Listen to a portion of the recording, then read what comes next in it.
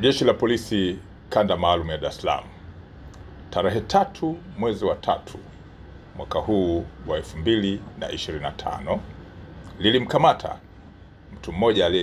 ambaye amefahamika kwa jina la Joyce Mbaga au maarufu kwa jina la Nicole kwa tuhuma za kujipatia pesa kwa njia ya udanganyifu, lakini kufanya biashara hii ya kuanzisha magrupu na kukusanya pesa kinyume na sheria ambazo zinahusiana na masuala ya kifedha. Matukio haya yametokea maeneo tofauti tofauti katika jiji la Dar es Salaam na wakati mwingine nje ya mkoa wa Dar es Salaam, kwa kuhamasisha baadhi ya watu, akianzisha magrupu mbalimbali na kuweka majina hewa kwenye magrupu hayo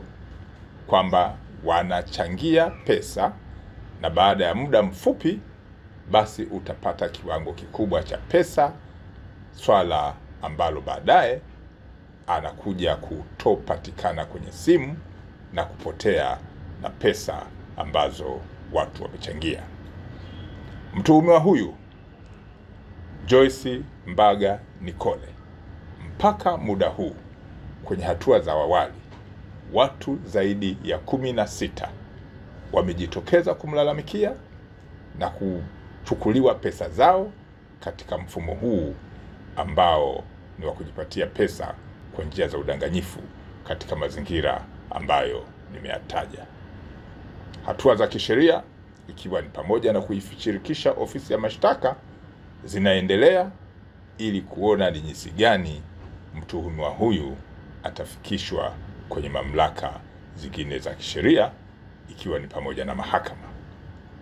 Aidha, jeshi la polisi linaendelea kutoa tahadhari kwa wananchi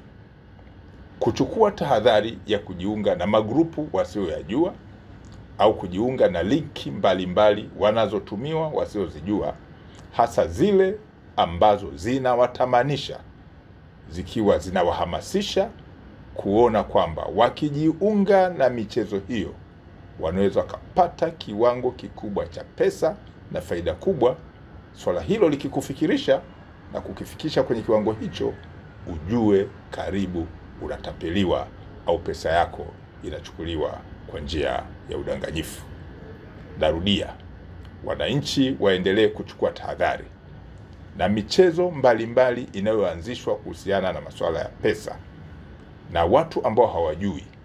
au kutumia majina ya watu ya uongo, majina maarufu, na baadaye ikija kuchunguzwa inabainika kwamba watu hao ni walaghai, lakini ni wahalifu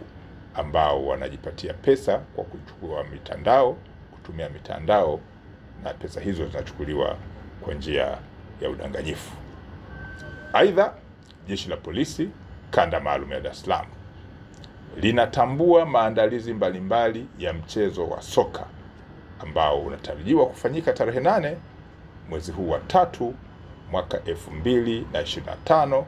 katika uwanja wa Benjamin Mkapa ambao uko Temeke jijini Dar es Salaam. Tunatambua uwezo wa uwanja ule ni kuchukua watu zaidi ya 60,000,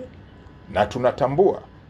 wananchi wengi ambao ni wapenzi wa soka, hasa wapenzi wa timu hizi mbili, wako kwenye harakati mbalimbali za maandalizi ya kuona kwamba wanaingia kwenye mchezo huo wa soka kwenye uwanja ambao nimeutaja. Jeshi la Polisi Kanda Maalum ya Dar es Salaam, kwa sababu ya uzito wa mchezo huo na kiwango cha wanasoka ambao wanatarajia kuingia uwanjani, limejipanga vizuri kabla ya mchezo, wakati wa mchezo na baada ya mchezo, kuona kwamba masuala yote yanafanyika katika mazingira yaliyo salama. Aidha, tumeendelea kusisitiza watu wa soka wakate tiketi zao mapema, na hatushauri mara kadhaa siku ya mchezo masaa machache watu kuenda kwenye uwanja ule wa Benjamin Mkapa na kuanza kutafuta tiketi. Aidha, TFF watakapotangaza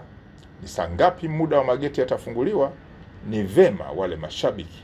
wakaingia mapema zaidi ili kuondoa msongamano wa foleni za watu kuingia kwenye mchezo bila ya lazima.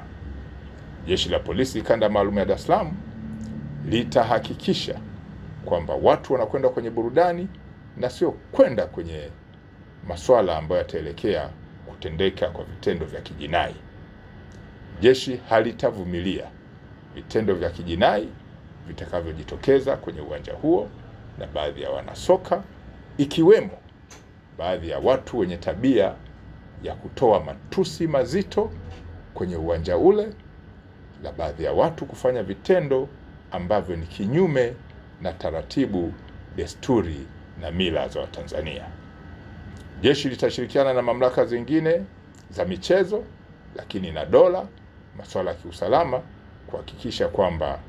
watu wanaoingia mle hawajengi taharuki au kusababisha masuala yoyote ambayo yatakuwa ya uvunjifu wa sheria ambayo yatajenga taharuki kwenye soka ile.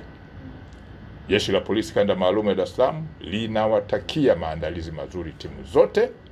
lakini mashabiki wote, na kwamba litakuwa tayari kutimiza majukumu yake bila woga au kumwonea mtu yoyote. Tunawatakia kila laheri wanachama wote wa timu zote, na tunaendelea kusisitiza wanasoka wasiende uwanjani na matokeo yao mfukoni. ST Bongo, nyumbani kwanza.